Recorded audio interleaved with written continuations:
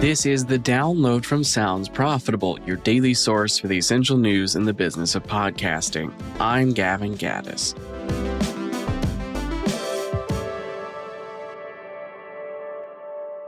Here's what you need to know for today, Tuesday, September 16th. Well, before I get into the news, quick heads up.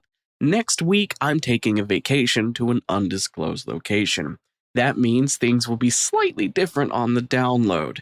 Tom Webster will be taking over writing the newsletter, while this here podcast takes a week off. If you're not already subscribed to the newsletter version of the download, which is the same as the podcast one with all the links included, you can sign up on the front page of soundsprofitable.com, and you'll get all the news in the business of podcasting that Tom covers while I'm gone. Now, if you excuse me, I have to fit a Costco-sized bottle of sunscreen into a suitcase.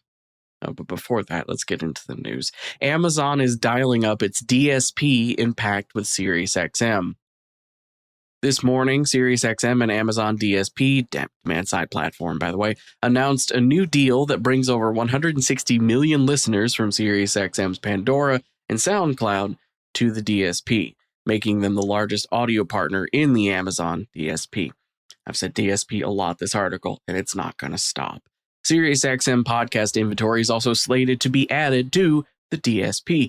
This announcement serves as another rough one for the trade desk, as evidenced by AdExchanger's Friday issue of Optimizing the News, where they rounded up complications for the company before the SiriusXM deal went public.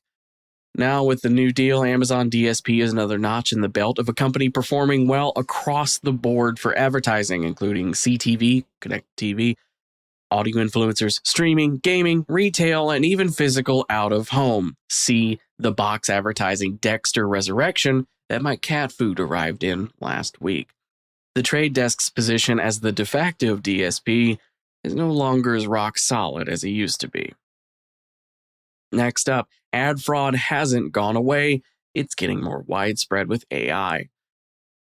Cybersecurity firm Human, that's all caps, has a new report showing a modern evolution of the good old-fashioned ad fraud. This scheme, which Human has cutesily named slop ads, relies on AI slop to fudge numbers. The unknown actors behind slop ads hid malicious behavior in hundreds of mass-produced apps on Google Play, often using AI-themed branding. Apps which were able to generate billions of fraudulent bid requests before being taken down. Any app made by slop ads would behave as designed if a user found it on Google Play naturally. But if they downloaded it via an ad online, that would activate a hidden module that would open hidden web browsers inside of the app that would go to special domains owned by the creators to auto-click on ads from that compromised device. A system built around piggybacking off of legitimate attribution tech that was able to avoid detection until Human found it. The investigation points to at least 224 apps collectively downloaded more than 38 million times across 228 countries, with the top 3 countries of origin being the United States, India, and Brazil. Google has since nuked the identified apps and set Google Play's security protections to block similar apps in future, though Human anticipates the actors behind slop ads have such an expansive infrastructure established that they will likely adapt instead of giving up outright.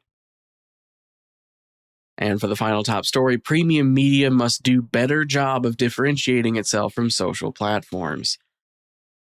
At a recent Trade Desk Rise of the Premium Internet event, a panel discussion featuring advertising executives discussed the advantages of advertising in premium environments.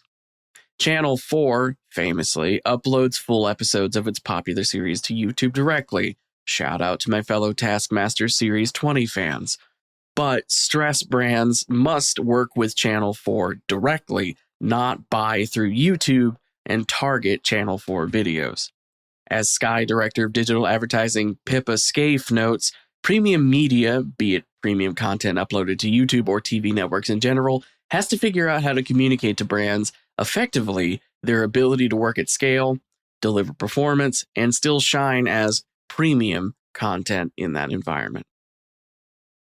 As for the rest of the news, Sony Music's 2025 edition of the Sony Music Podcast Academy is now taking applications from London-based content creators aged 18 to 30 who are interested in a 6-week course at Sony Music's podcast headquarters. Southern Cross Austereo has announced a new exclusive sales relationship and listener distribution deal to bring Odyssey's podcast to the Australian market. Serena and Venus Williams are launching a new bi-weekly podcast called Stockton Street, exclusively distributed on X, the Everything app. Station has a new AI revenue assistant designed to find brand sponsorship matches and provide new revenue strategies to creators. And comedy podcast festival Cheerful Earful has announced a slate of star comics for their international festival in October, including Brett Goldstein, Ben Whitehead, the voice of Wallace and Wallace and Gromit, and Nish Kumar. Again, I see you out there, Taskmaster nerds. Be sure to check out the links to every article mentioned right in your podcast listening app, or you can head over to soundsprofitable.com, click on the download section, and find all the links to every issue ever. You can also subscribe to the newsletter version of the download while you're there. The download is written and produced by myself, Tom Webster, and Brian Barletta. For Sounds Profitable, I'm Gavin Gaddis, and I'll see you tomorrow.